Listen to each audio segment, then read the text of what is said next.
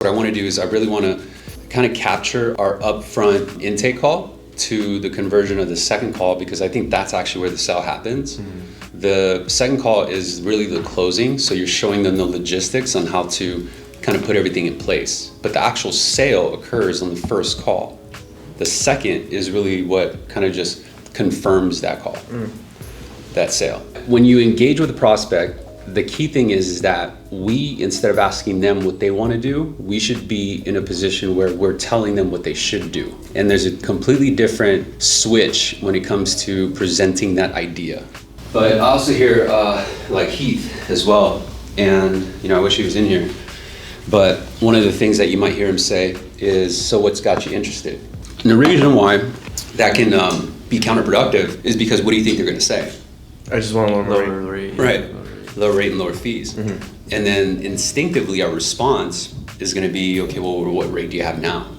Right? And then the problem with that though is, and you can speak from experience, right, Carlos, like they only have so many different responses. And the key thing is to find out if the borrower is doing one of two things. Number one is they're creating more cash flow because they need help, so they need more money, or they're trying to pay off their loan term in X amount of years, right? So that's the person who says, I want to shorten my term. I don't have any debt. I got a lot of money sitting in the bank, and I want to do X, Y, and Z by the time I'm 65 years old. And so it's always going to be one of those two different directions. And what I've learned is, instead of asking them blatantly, if we can converse with them in a way where they actually tell us the information we need, where we can consult them to tell them what they should do, it's different than them enunciating and telling you what they want. Make sense?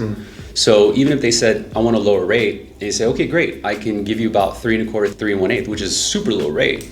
But the problem is though, is that now you've just kind of marked yourself as a number, right? You're not an actual consultant. So you're not the person with the plan. And that's how they become unglued if they see an advertisement or they get hit up by better.com. Make sense? So then how I know this is because, I'm going through the same thing. I originate deals and my clients get hit up all the time, right? But rarely do they leave me because I have that bond and that glue. And that bond is created through understanding how to take them from point A to point B, right? Because I know what their point B is, but I never ask them what their point B is. Does that make sense?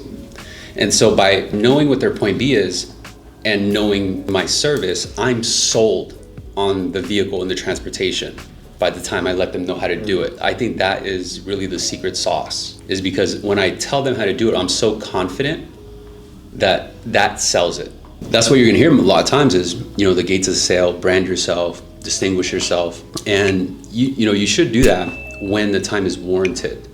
You see what I'm saying? Otherwise, you're not necessarily on their wavelength.